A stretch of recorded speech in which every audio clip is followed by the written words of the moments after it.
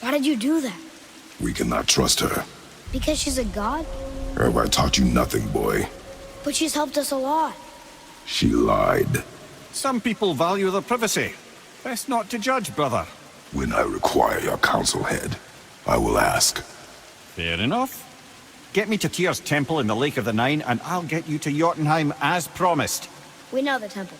What's there? Only the last living giant in Midgard. Who better to tell us the way? The world serpent? Wait, do you know how to talk to him? Indeed. He speaks an obscure tongue more ancient even than these mountains. None are left in Midgard who speak it. Except, of course, for me. You do? It's true. You wouldn't know it to look at him, but Jormungandr is a sparkling conversationalist. So, Mimir, why did Freya spit in your face? No. Speak of Baldur. He claims nothing harms him. Aye, Baldur is blessed with invulnerability to all threats, physical or magical. Boasting of a god. Everyone has a weakness. Not him, I'm afraid. Baldur is blessed with invulnerability to all threats, physical or magical. You just said that, Mimir. Did I? What is the source of this power? Well, as I recall, it involved, a spell? Mimir? Parts of my brain must still be coming back to life. Just need a moment to finish waking up. Hope he's not broken. Wow.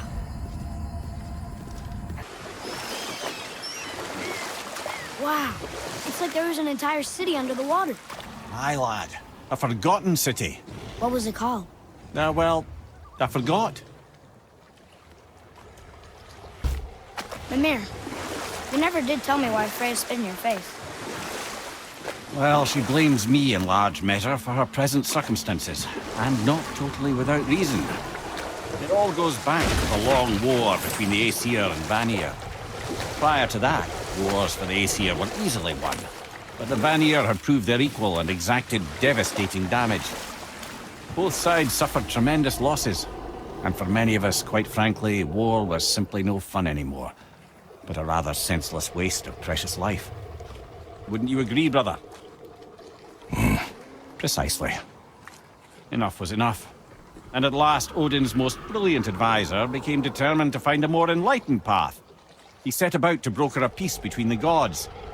It took some convincing, but ultimately Odin was persuaded to marry his deadliest enemy, a certain Vanir goddess, legendary not only for her fertile beauty, but her genius at the very Vanir magic that Odin had long aspired to master. Freya married Odin? What was in it for her? It was a sacrifice to protect her people, a selfless act of love. Truly, she deserves better than she got.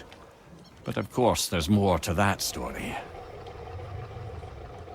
I can't believe Odin and Freya were ever married.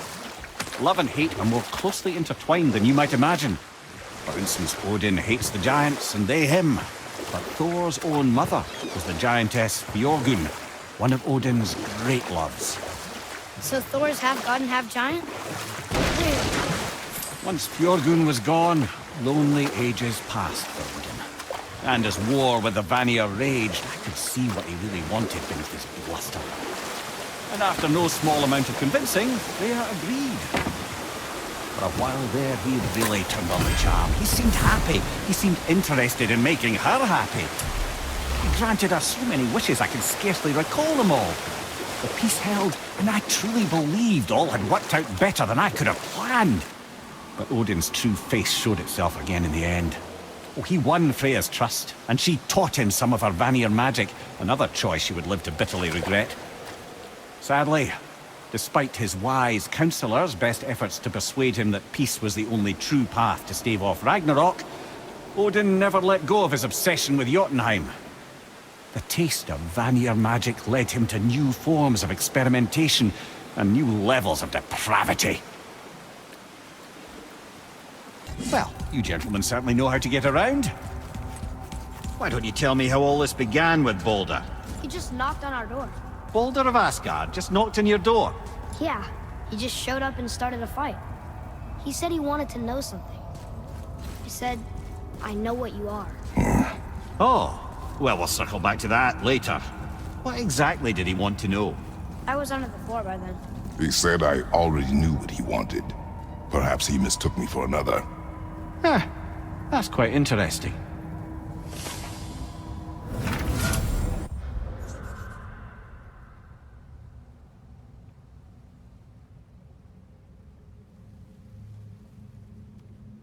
Okay. Obviously the marriage to Odin didn't last. But how did Frey end up a hermit in the woods? Oh, that was a singular piece of cruelty, even for Odin. As if the marriage wasn't punishment enough. Freya was better to him than he deserved. She stuck it out through all manner of indignity, all in the name of maintaining peace and safety for her people. But Odin's madness, his tyranny, his corruption of her magics, it became more than she could stomach, and at long last she broke it off. Odin's wrath was fierce, and his curses upon her were more than she dared to fear. But her magic was so much stronger than his. After so much time together, he knew her vulnerabilities, and exploited them to craft curses she could never break. Oh, like not being able to leave Midgard. Worse still, he robbed her of her warrior spirit. Freya cannot fight, even to defend herself. No living thing may she harm by blade nor spell. In a world this belligerent, what choice does she have but isolation? Poor Freya. I guess if I was her, I'd spit in your face too. Aye, lad. So would I. Mimir, there was a shrine about a giant lady with lots of books and visions. Ah, that would be Groa, the Knowledge Keeper. She was a gifted sorceress who gathered every tome of arcane wisdom she could find in the realms, all in the hopes of augmenting her powers of prophecy, that she might find her lost husband, Arvandil. But it was not her husband she would glimpse in her visions, for it was Groa, seeing longer and farther than any before or since, who witnessed Ragnarok, the end and the beginning. When Odin caught word of her ultimate prophecy, he maneuvered to obtain her knowledge and hoard it for himself. Groa knew Odin as a long-time patron of her services, and so she welcomed him into her library as a friend. What she did not know is that Odin himself was behind her husband's disappearance, having used his enchantments to conceal his death at Thor's hands from her sight. Smiling, jealous Odin took her by the throat, and with his very hands he stole her library and her life for his own. I always knew Odin was bad, but that's just... Ruthless, barbaric, heartless? That's Odin. In fact, we would do well to sit here in silence for the next few moments and reflect on Odin's capacity for cruelty. And so... Reflect longer.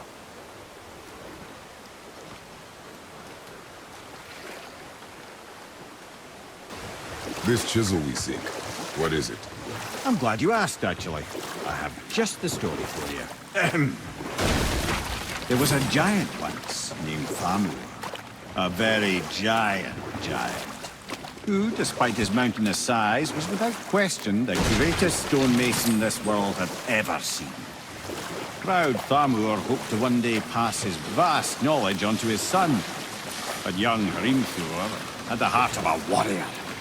Perhaps the father had too much fear in him, or the son too little. Either way, the quarrel of theirs spiraled out of control, and the overworked stonemason, bonk, struck his son. Hrimthur ran off into the night.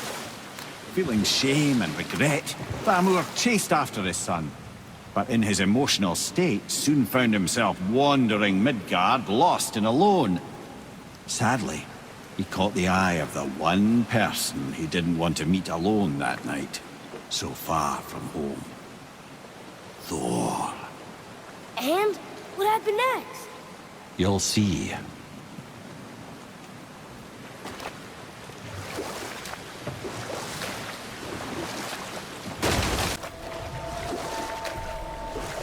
Thor killed him. Oh no. He fell in the village? Aye. When Thamur fell, he crushed a charming place famed for worshipping the Vanir god Njord. Thor always took credit for planning that one. But truth is, the sweaty ball bag just got lucky. I have a question. If Mimir was the first giant, where did he come from? In the beginning, there was Ganungagop, the Great Void. There were no realms yet, only primordial forces. There was fire, and there was ice. And there in the void they met and produced... Water? More than water. The mystic lifeblood of something entirely new. From this water, Mimir took form and became a being of pure creation and chaos, mother and father to all that came after. Even the Aesir? Aye. Every god, man, and beast came first from Mimir's flesh. Though it was the Aesir who thought themselves so superior that they should hold dominion over the rest of creation. It was Odin who took arms against his creator and spilled Mimir's lifeblood with his spear. A necessary evil, he would say, to bring order to the realms. From Mimir's torn flesh, Odin would fashion the realm of Midgard for his own. Called himself All-Father, as if he was the creator, and not the creator's destroyer. A small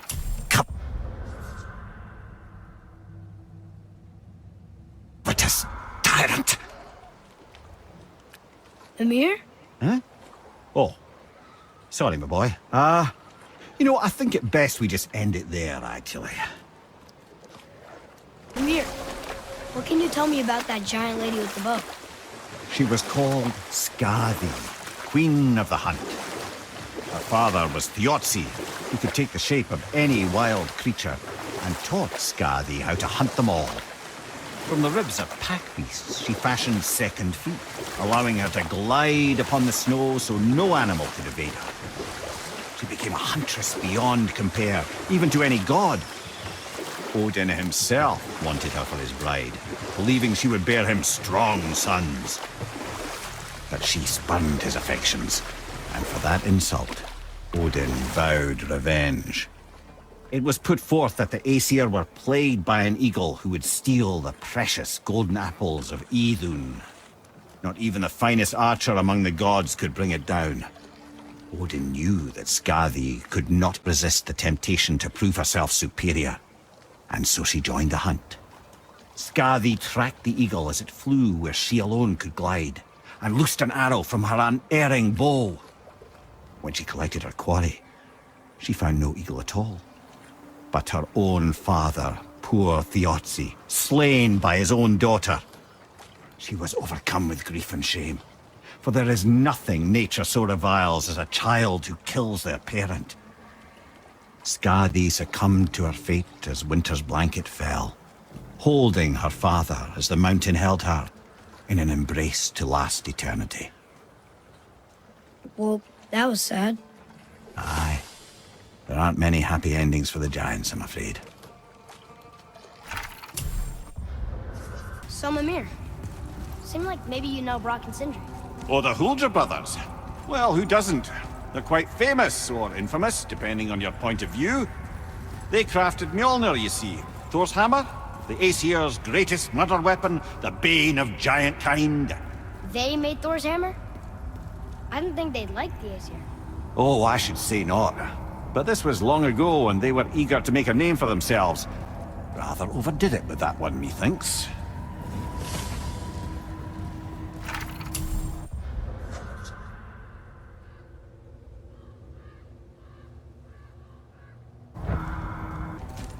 I know I've been up in a mountain for a while now, but since when do the dead not stay dead? A little resurrection among friends is one thing, I can hardly complain. But it's as if hell itself is shambling into Midgard. Freya said the world was out of balance. That somebody meddled with forces. Oh, that's plain to see. And Odin is the king of meddlers. But I shudder to think what he did to cause this. Or perhaps it involves the Valkyries. That'd be playing a dangerous game indeed.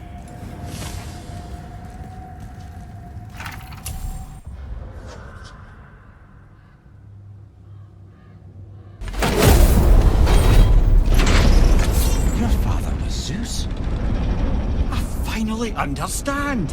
I'm dangling from the hip of the bloody ghost of Sparta! Do not call me that. Oh, don't mistake me, brother. From what I heard, the Pantheon had it coming. It's still a bit to take in. I knew you hate gods, but you really can't stay away from them, can you? You must say nothing to the boy. He must never know. Bollocks, brother. Respectfully, bollocks. He has to know. He'll never be whole without the truth. Look, I get it. You hate the gods, all gods. It's no accident that includes yourself. And it includes your boy. You see that? He feels that. He can't help what he is. He can't begin to help it because you haven't even told him. It's all connected, man. You will tell him nothing. Very well. Hey, if I'm a god, maybe I can fly. No, no! Gods too must stay on the path, I promise you. Hang on. Mimir, you called Brock and Sindri the Holger brothers? Aye. But they're dwarves, aren't they? Aye. And Holger are sprites of the forest. Aye. Beautiful, seductive sprites of the forest. So why would you call Brock and Sindri the Holger brothers? Oh, well, I now realize this would be a wholly inappropriate story for young and innocent ears. Whatever.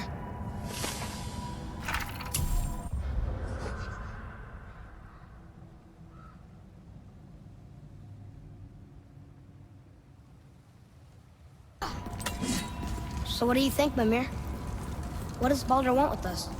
Well, let's look at what we know. Baldur is Odin's finest tracker bar none. If he wants you, you have to consider the possibility that Odin wants you. And as for what Odin wants, on this I have some expertise. What could we have that Odin doesn't? He's like the king of gods. Of the Aesir, aye. But his reach is not unlimited, and where he cannot reach, he is preoccupied with going. He's certainly tortured me enough about it over the years. Whoa.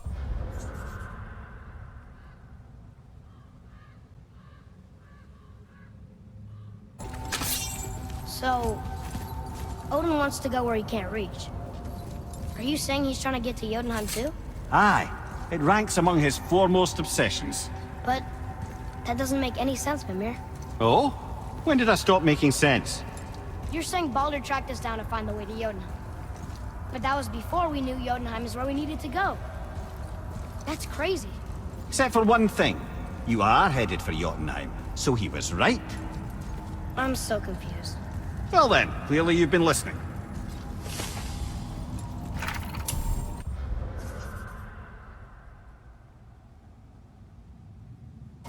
Okay. Tell me again how Odin knew we were going to Jotunheim before we did. Odin is extremely clever, you see. Nearly as clever as he thinks he is. And he's a collector of prophecies. If it's about the future, he adds it to his collection. Helps him style himself as all-seeing and all-knowing. But of course, the idea is control. Control of the future, control of his fate. He'd control every realm of every land in every world if he could. Every potential pocket of resistance, he seeks to eliminate. Even if you've never posed a threat before, he may think one day you might. So you see, it's not important how he knew before you did. It's important that he was right.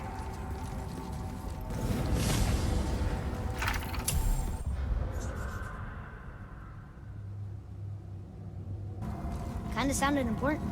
I'm sure it's nothing. He just said the boy seemed familiar to him. Me?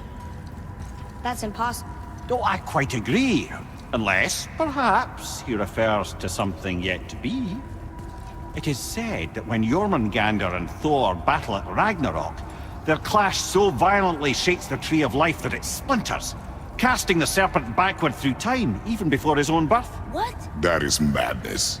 Well, I did say not to concern yourself.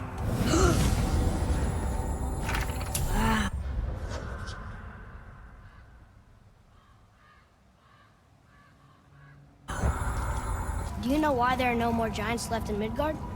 I mean, not counting the serpent from the future. Well, they did not take me into their confidence about that, Odin's convictions to the contrary. But I know this. If I'd spent the better part of 60 winters seeing my best and brightest cut down by Thor and that damn hammer, I might very well go home to lick my wounds. It's too bad. I was fond of every giant I ever met. So that's why they destroyed the bridges to Jotunheim. So the Aesir couldn't follow. And is that why there's no tower in the lake? I doubt it's a coincidence. So you think when we get to Jotunheim, we might find giants there? Anything's possible.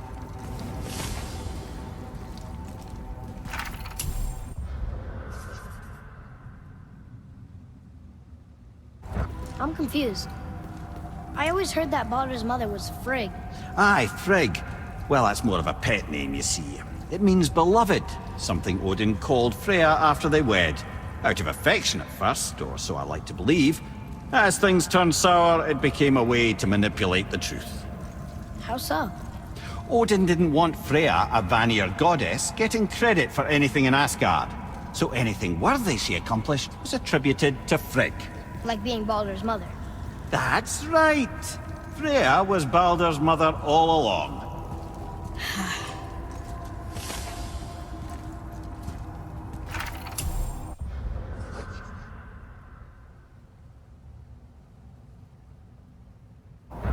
Mimir, why did you say Tyr felt responsible for what Odin did to the giants? There was an incident shortly after the forging of Mjolnir, when Tyr arranged a diplomatic meeting between Odin and the giant kings. Well, this was when the Long War was young, when victory was still a thing dreamed of, and the Jotnar might have tipped the balance between Aesir and Vanir. Odin had persuaded Tyr that the hammer was merely a deterrent, a means to broker peace from a position of strength. Tyr was hopeful to convince all parties they would prosper best through peace. He knew the giants were deeply concerned about the hammer, a super weapon in hands they did not trust. But they trusted Tyr. Tyr always believed the best in people, and taking Odin at his word in his desire for peace, he brought the Raven King to Jotunheim. From there, things unraveled quickly. The giants anticipated Odin's trickery and exposed his true agenda to spy and steal their secret wisdom.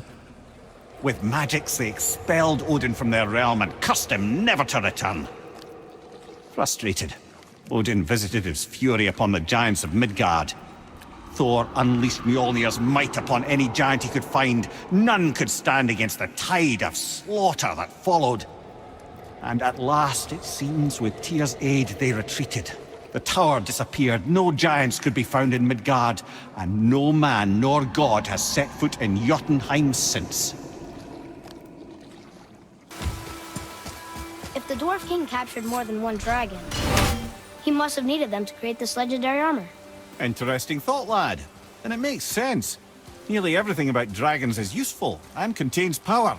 Teeth, scales, even excrement. Excrement? Shit. Dragon shit is powerful? Aye, lad. Potently powerful. The head is having fun with you. Oh, I knew that. See that, Mimir? Nobody can do all this alone. All these obstacles. They're just chances to prove we're the ones who can beat them. We may argue. Me and Father, you and Freya, Brock and Sindri. But when we all work together, we do make a good team. And that's Tyr's test. That's why we're gonna make it to Jotunheim. Do you hear that, brother? Lad's found his equilibrium.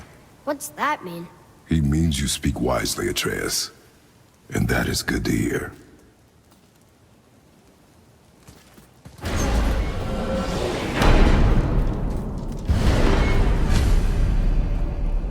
Mimir, why did you work for Odin if he's so horrible? It's my career! And if you mean to make your career as a counselor to kings, you can't very well rule out petty maniacs. Available positions are scarce enough. My first master was a cruel piece of work as well, but I learned through him the enduring power of wit, which served me well with kings and gods alike. I couldn't have been much older than you when I started. A fairy king's errand boy and unofficial jester. By night, my mates and I had the run of the forest. Good fellows, they called us. Knavish sprites to the last. We'd get up to all manner of mischief, making fools of the local mortals. But as long as our lord was kept amused, we were spared the consequences. Then one day he was not amused. And I saw fit to move on. Thankfully, the ages and roads travelled since then have turned me from that merry wanderer into the paragon of virtue you see before you today. Mimir, how'd you come to be in these lands? Lad, there comes a time in every man's life when he changes his name and heads north to make a new start. If you live long enough to do this many times over, you might end up as far north as this place. By the time I arrived, I already knew Odin by his reputation, and so I set to demonstrate my worth by coming to him with something I knew he'd value. A mystic well of knowledge. Or rather, I should say, a well of water laced with enough mystic mushrooms to make a god see visions. Oh, he was rightly impressed. Can't say for sure what he saw that led him to try gouging out his own eyes, but I managed to restrain him before he finished the job. Then I persuaded him it has been his sacrifice made for an even higher form of sight to be bestowed. Blah, de blah, de blah, de blah. I used to think he never caught on, but the day he took my eye, I realized he had never been fooled. He knew I'd outwitted him, called the lesson wisdom, and hired me to make sure from then on I was on his side. And for a long, long time I truly was. Doesn't mean he didn't hold a grudge. Oh man, the tower ate the Unity Stone, didn't it? I wanted to fly again. Yes, that's a terrible pity. So why do they call Odin the Lord of the Hay? That refers to a modest example of Odin's thirst for knowledge. The time he spent 9 days a dead man.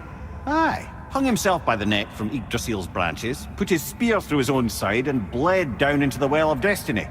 He roamed the realms of the dead and plundered the world tree of its secrets, until I think quite rightly it got fed up with him and sent him back to the land of the living. Did I not mention he was barking mad?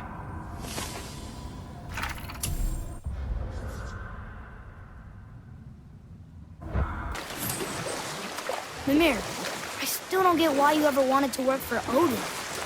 Back then, I was young enough to still be ambitious. The Aesir gods were as powerful a force as I'd come across, but they clearly lacked for strategy, focus, and sage counsel. All this could I faithfully provide. And so, a stranger from a far-off island found himself with Odin's ear, trusted as he trusted no one but himself. And with that kind of power, laddie, I must confess, there are perks. Yeah, but he's Odin. I never claimed to be perfect, laddie, only clever. And often too clever by half. So what'd you do to get Odin so mad at you? Well, for a long time my job was to enable Odin, and I was fucking excellent at it. Gradually, as I grew more to care about people and the world, my job became to contain him, to protect him from himself. By serving peace, I served his interests as well, that's the truth. But he saw it as disloyalty. No longer trusting my motives, but not wishing to part with my brain or tongue, he bound me to a tree and adopted a new pastime of casual torture. Well, I'm glad we came along to cut off your head. Aye, lad. Lucky break that was. Okay. What about the giant with 8 arms? Starkath the Mighty, he was called. If the Giants ever had anything so organized as an army, Starkath would have been their general. An opinion, in retrospect, I should have kept to myself. But no, as Odin's advisor, I kept him advised. And having bent his will towards Starkath's doom, there was no dissuading him. But even Thor wasn't stupid enough to take on Starkath on his own. No. Instead, the Aesir set forth slanders upon Starkath's name, branding him throughout the realms as a monster to be feared. They said he abducted an elf queen who killed herself rather than be ravished by the giant. Lies, of course, but you're too young for her story. In the end, even the Vanir gods and the armies of Midgard were roused to the cause. They surrounded Starkath, showered him with arrows until he was brought to his knees. He surrendered, hoping by trial he could clear his name. Thor took advantage and ripped off one of Starkath's arms, which only made it easier to sever another and another until he was satisfied. Relieved of 6 arms and too much blood, Starkath perished upon the battlefield. I regret it to this day, you know. I told myself there was nothing I could do, but I wish I'd tried. If If I'm not mistaken, we've yet to discuss the tale of the giant Bergelmir. Oh yeah, I remember his shrine. It looked happier than the other ones. Mostly. It begins in an ocean of blood. Finally, a story worth hearing. If you remember, Ymir, the first giant, was fatally stabbed by Odin. It's in his blood our story starts. Ymir's magical guts poured out in a torrent so violent it threatened to flood all of creation. The Jotnar were unprepared, as the very last of them were washed away in the endless tide. Not just Ymir, but all of giant kind faced extinction. And so would Odin's victory have been complete. But Ymir's kind did not all perish that day. Staying afloat in the hollowed husk of a tree, the frost giant Bergelmir endured, as did his lady wife. For weeks they sailed, until finally they came upon a new land. They called it Jotunheim. And there they would start anew. As father and mother they would multiply exceedingly, and as king and queen they worked to make Jotunheim a land where giants would know no master but themselves. Bergelmir never sought revenge for Odin's slaughter. His vengeance was to live and prosper. He died at peace, a legion of his kin to mourn him. He would ever be known as Bergelmir the Beloved. Bergelmir the Beloved. Huh. I've never heard a story end that way. Not a true one, anyway. Few do, laddie. Here's something I can't figure out. Odin wants to prevent Ragnarok. But the serpent's already been there and seen it. So hasn't he already failed? Fate's a tricky thing, lad. Odin's just arrogant enough to think he can get the best of it. Fate is another lie told by the gods. Nothing is written that cannot be unwritten. On that, brother, you and the All-Father may just agree. Even if he can't prevent Ragnarok, he still hopes to learn enough details to influence the outcome. Remind me later to tell you about the wolves.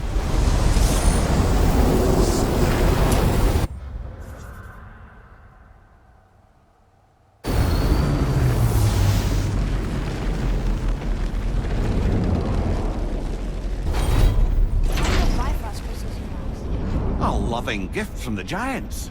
Since I used to do so much traveling between realms, they thought it would be more convenient for me than having a crystal I could lose. Did it hurt? No, because I wisely fortified myself with 16 cups of Billow Maiden's Ale. Got so inebriated, I tried convincing the giants to put him in my nipples instead. Almost talked them into it too. Can you imagine? Mimir of the Bifrost Teats. Ah, those were the days. Ew. Okay, I'll stop now.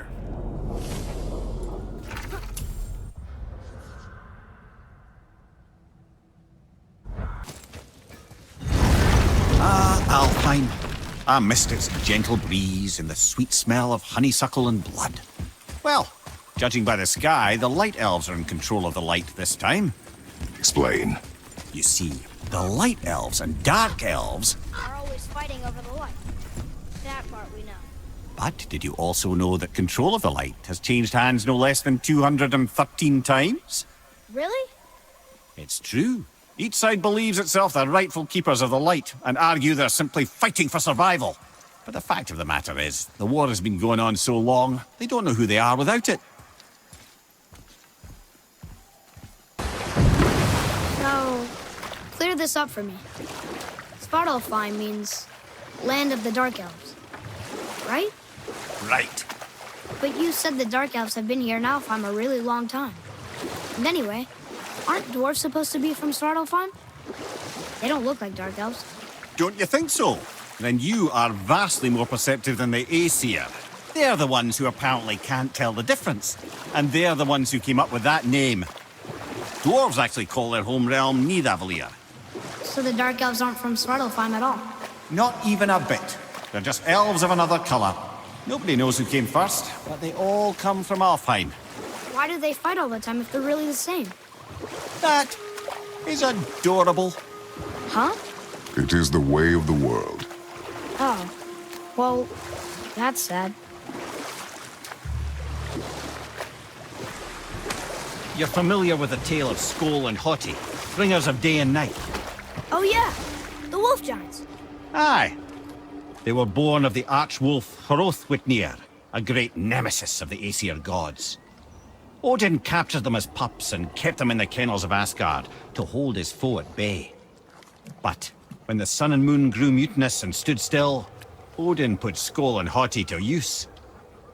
With his ancient magics, he cast the wolves to the heavens, and they began their chase. And long shall they chase, but not endlessly. For it is foretold that someday Skoll and Hoti will catch and devour their prey. And that day shall be Ragnarok, the twilight of the gods. But Ragnarok is supposed to be Odin's doom, isn't it? Why would he set the wolves loose if it fulfills the prophecy? Precisely the question, lad. It's always about control. The wolves determine when Ragnarok begins, and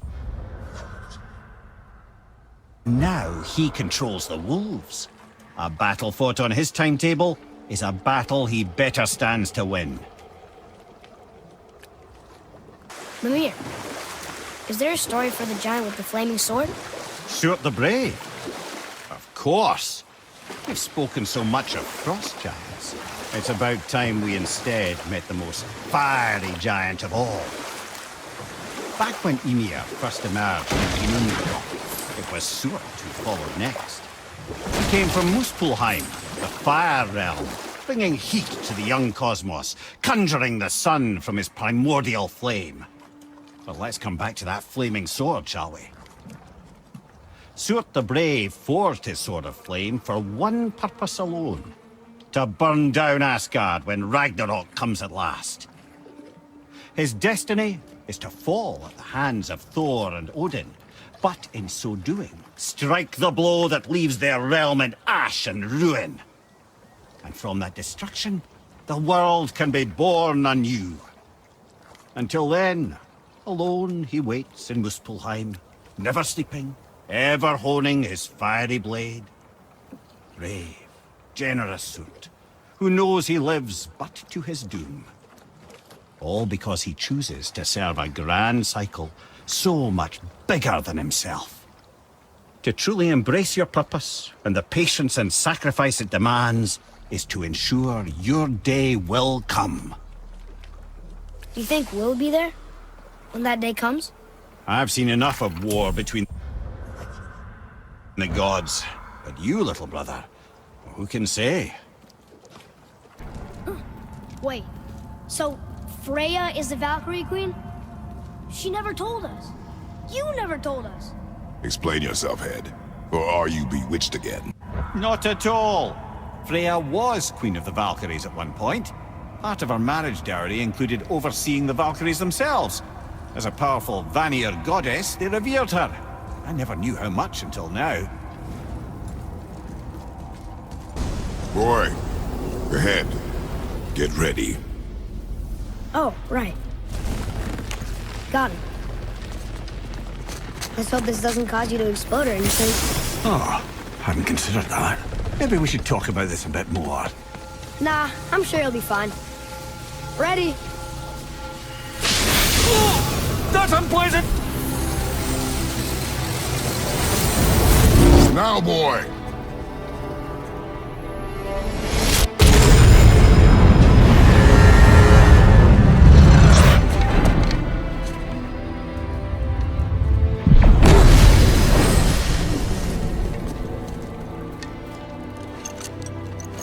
We must be close. Well, what are we waiting for? Think it's far? We will see. Brothers, there's another thing I must let you know. From the time you were away in Jotunheim. Well, tell us then. It concerns Freya. She paid me a visit. What did you tell her? What little I know about where Odin may have kept her Valkyrie wings. Seems she's rather bent on reclaiming her warrior spirit. I'm afraid the cycle of vengeance may not be so easily broken.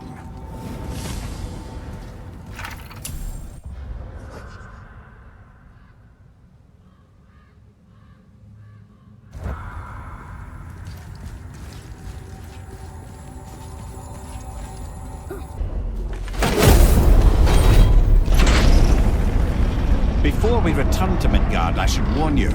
More time has passed than you likely realize. The snowfall that began when you slew Baldur has become something else. The stuff of omens. For the coming of winter. Not just any winter, but a great winter to span 3 summers. And when it's done, Ragnarok begins. Ragnarok. From snow. Aye, snow. Lots more snow. And then the end of the bloody world. In that approximate order. Another prophecy. No, brother. Prophecy doesn't expect this for 100 more winters at least. You've changed, son. Prophecy didn't count on you.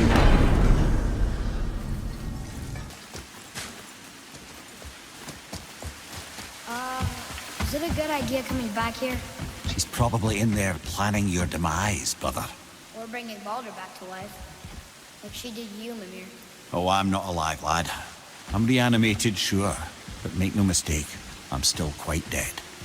I'll never be what I once was. She won't want this for her son. Trust me.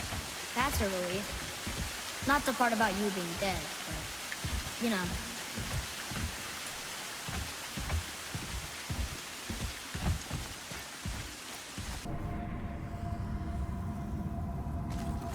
Know any more stories, Mimir? Of course, laddie, and yours for the asking. But I prefer the boat. In here is distracting.